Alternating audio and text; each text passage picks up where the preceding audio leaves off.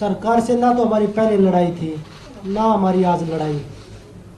हम एक व्यक्तिगत आदमी के खिलाफ लड़ रहे थे जो बच्चियों का, लड़कियों का शोषण कर रहा था, बहन बेटियों का। उसने अपनी पावर से हर तरीके से कभी उसको राजनीति मोड़ दिया, कभी जातिवाद का मोड़ दिया, कभी उसने हरियाणा यूपी का मोड़ दिया, क्योंकि उसके पास पावर है। और वो आप सब ने देख ली, हमने भी देख ली। जो हमारे से जितने भी लोग जुड़ रहे हैं प्रोटेस्ट से, चाहे वो हमारे कोचिज हैं, चाहे वो हमारे खिलाड़ी हैं, चाहे उसमें हम हैं, किसी का भी अब आगे भविष्य सेफ नहीं है। किसी के साथ भी कोई भी घटना, चाहे वो कार एक्सीडेंट लगा लीजिए, चाहे वो कोई भी A to Z कैसे भी आरोप लगा लीजिए, वो लगने शुरू हो जाएंगे आगे। क्योंकि हम सब ने, पूरे देश ने उसकी पावर का, उसका जो तंत्र है, जो काम कर रहा है उसके पीछे, वो सब ने देख लिया है। जिस तरीके से वो लोगों में अपना भ्रम फैला रहे हैं, लोगों को तोड़ने की। जब 20 लड़कियां स्टार्टिंग में आई थी, उनमें उन्होंने 6 छोड़ी, उनके भी पीछे एक एक करके सबको तोड़ने लग रहे हैं। तो इससे बुरा दौर क्या होगा देश के लिए। और मुझे नहीं पता, वो न्याय, विनेश भी बोल रही थी, साक्षी बोल रही थी, कब मिलेगा ये लड़ाई। चलो हम लड़े, हम नहीं जीत पाए, लेकिन ये लड़ाई किसी न किसी को, जो आने वाली पीढ़ी उनमें, उनको भी किसी न किसी को लड़नी पड़ेगी। विनेश ने बताया, भगत सिंह को जब फांसी हुई थी तो उसके 20-25 साल बाद हमें आज़ादी मिली थी, लेकिन पता नहीं कुश्ती से आज़ादी हमें कब मिलेगी। अब हमारे रेसलिंग का कैरियर,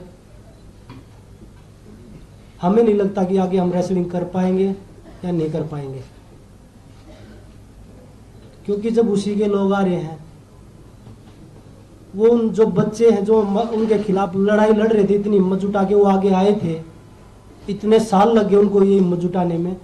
जो हमारे देश की, जो गांव में, जो देहात में महिलाएं हैं, वो इस शोषण से गुजरती होंगी, तो वो भी तो देखती होंगी कि हम किसके सामने आवाज़ रखें। जब हमने पूरे देश के सामने, पूरी सरकार के सामने सारी चीज़ें खोल के रख दी, उसके बाद भी न्याय नहीं मिला, तो वो बहन बेटियां किसके सामने रखेंगे अपनी बातें।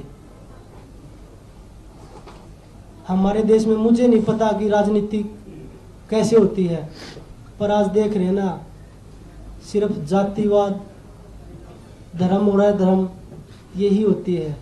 मैं अपनी खुद की बताता हूँ, खिलाड़ी की क्या जाति होती है। हम अखाड़े में बैठ के एक थाली में रोटी खाते हैं, हमें जाति किसी की नहीं पूछते कि आपकी क्या जाति है, आपका क्या धर्म है। अगर मैं देखने लग जाऊं, जो मेरा पर्सनल ट्रेनर है वो मुस्लिम है, जो मेरा फिजियो है वो बनिया है, तो मैं तो ये ऐसे सोचूं कि भाई नहीं, हम तो किसी और को लेके आएंगे, उनके साथ हम एक ही थाली में रोटी खाते हैं। तो वो खिलाड़ियों को बता रहे हैं कि भाई जातिवाद हैं, ये पॉलिटिक्स कर रहे हैं। मैं आज पूरी मीडिया बैठी है देश की, अगर हम तीनों में से कोई भी किसी पार्टी के टच में हो या किसी पार्टी को ज्वाइन करना चाहता हो, कभी नहीं मिलेंगे हम आपको, किसी भी पार्टी के साथ नहीं मिलेंगे। हम राजनीति करने नहीं आए, हम अपनी बहन बेटियों की न्याय की लड़ाई लड़ने के लिए आए हैं यहाँ पे। तो वही बताया, जो आगे जो हमारे साथ जुड़े हैं, जितने भी लोग हैं, बहन बेटियां हैं, उनके साथ किसी के साथ कुछ भी हो सकता है आगे भी। अंत में हम तो 40 दिन सोए रोड पे, लेकिन मैं सभी तमाम देशवासी जो भी हमारे प्रोटेस्ट में आए, दूर दूर से आए, बूढ़ी महिलाएं आई, बहुत सारे लोग ऐसे आए जिनके पास खाने कमाने के लिए नहीं है, फिर भी हमें सपोर्ट करने आए। हम नहीं जीत पाए, पर आप लोगों का बहुत बहुत धन्यवाद।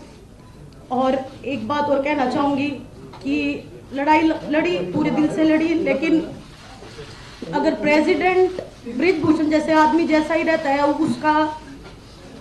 उसका बिल्कुल सहयोगी है, उसका बिजनेस पार्टनर है, वो अगर इस फेडरेशन में रहेगा, तो मैं अपनी कुश्ती को त्यागती हूँ और मैं आज के बाद कभी भी आपको वहां नहीं दिखूंगा।